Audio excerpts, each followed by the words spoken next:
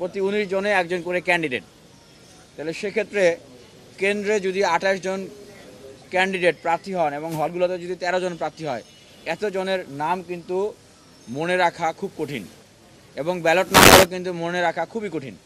সেক্ষেত্রে আমরা দাবি জানিয়েছি যেন নাম, ব্যালট নাম্বারের পাশাপাশি যারা ক্যান্ডিডেট হবেন তাদের হালনাগাদকৃত স্পষ্ট ছবি যুক্ত করা হয়।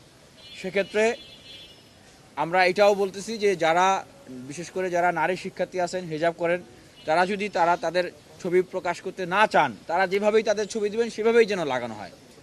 সেক্ষেত্রে আমরা বলতেছি না যে তাদের একদম হিজাব ছাড়া ছবি দিতে হবে, সেটা আমরা বলতেছি না। যারা যেইভাবে কমফোর্ট ফিল করেন তাদের সেই ছবি দিতে হবে, তবে ছবি সেইখানে দেওয়ার জন্য আমরা দাবি জানিয়েছি।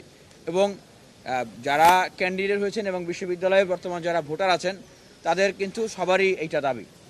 আমরা গতকালকে চিফ রিটার্নিং অফিসার সহ যারা ছিলেন আমরা তাদের সাথে কথা বলেছি।